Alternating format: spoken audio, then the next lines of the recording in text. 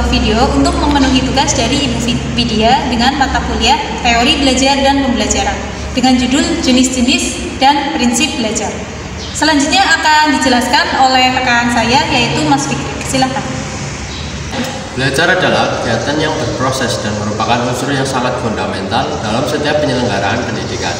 Hal ini menunjukkan bahwa berhasil atau tidaknya pencapaian tujuan pendidikan amat bergantung pada proses belajar yang dialami siswa, baik ketika ia berada di sekolah, lingkungan keluarga, atau lingkungan masyarakatnya sendiri. Pengertian belajar secara umum adalah semua aktivitas mental atau psikis yang dilakukan oleh seseorang sehingga menimbulkan perubahan tingkah laku yang berbeda antara sesudah belajar dan sebelum belajar. Belajar juga didefinisikan sebagai sebuah proses perubahan di dalam kepribadian manusia, dan perubahan tersebut ditampakkan dalam bentuk peningkatan kualitas dan kuantitas tingkah laku seperti peningkatan kecakapan, pengetahuan, sikap, kebiasaan, pemahaman, keterampilan, daya pikir, dan kemampuan-kemampuan yang lain.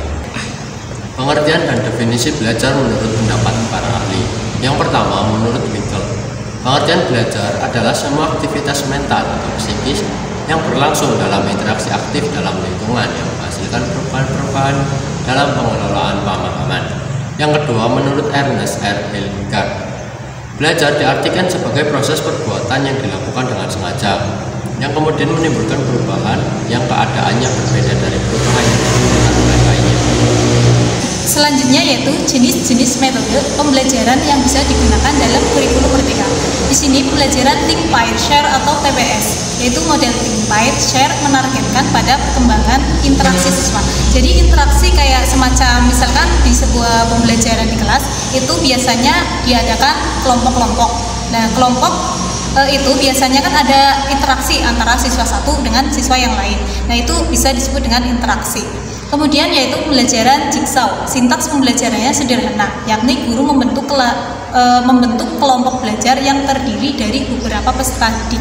Misalkan kalau ada kelompok itu minimal 2 orang atau 3 orang atau lebih, itu biasanya seperti itu. Kemudian metode pembelajaran project based learning, yakni metode pembelajaran Project Based Learning atau PBL merupakan upaya pendekatan pembelajaran yang memberikan berbagai kesempatan siswa untuk mengkaji, mendalami ilmu pengetahuan yang sudah diajarkan sekaligus mengembangkan kemampuan melalui upaya problem solving dan investigasi. Mengkaji itu ya, biasanya kalau peserta didik itu kan diberi pelajaran. Selanjutnya kalau di rumah itu harus mengkaji ulang atau mempelajari ulang agar kita bisa mendalami pelajaran apa yang sudah dijelaskan oleh guru kita. Yaitu prinsip belajar. Prinsip belajar adalah suatu hubungan yang terjadi antara peserta didik dengan pendidik agar siswa mendapat motivasi belajar yang berguna bagi dirinya sendiri. Berikut macam-macam prinsip pembelajaran. Itu ada 4. Yang pertama yaitu prinsip kesiapan, kemudian prinsip motivasi, kemudian prinsip persepsi, kemudian yang terakhir yaitu prinsip tujuan. Prinsip persiapan itu apa sih?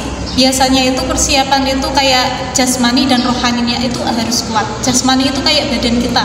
Badan kita itu harus sehat ya, harus sehat, tidak dalam keadaan sakit. Kemudian untuk rohani itu kayak pikiran kita harus tenang, harus slow, tidak boleh stres ya atau tertekan. Kemudian yang selanjutnya adalah prinsip motivasi. Motivasi itu kayak semacam dorongan ya. Jadi setiap siswa itu harus kita beri dorongan, kita beri motivasi yang baik-baik agar pikiran seorang siswa itu bisa berkembang dengan baik. Kemudian yang ketiga akan dilanjutkan oleh partner saya yaitu Mbak Nela. Silakan. Oke, yang ketiga adalah prinsip persepsi.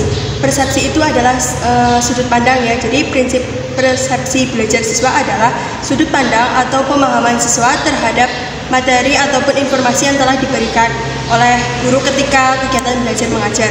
Persepsi belajar ini juga merupakan bagaimana siswa mengerti hingga memahami materi pelajaran yang telah ditransfer melalui proses pembelajaran. Dan yang keempat ada prinsip tujuan. Prinsip tujuan yaitu tujuan untuk mencapai proses pembelajaran yang lebih efektif. Jadi kesimpulannya adalah karakteristik utama dari kurikulum Merdeka: belajar sebagai pembelajaran berbasis project sebagai pengembangan soft skill dan sesuai dengan karakter pelajar Pancasila.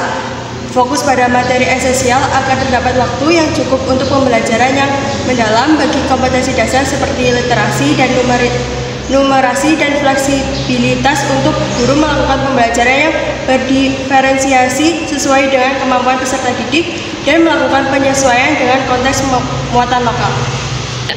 Oke, mungkin cukup sekian video dari kami. Jangan lupa like, subscribe, dan komen. Bila ada salah kata dari kami mohon maaf. Billahi taufiq wal hidayah. Wassalamualaikum warahmatullahi wabarakatuh.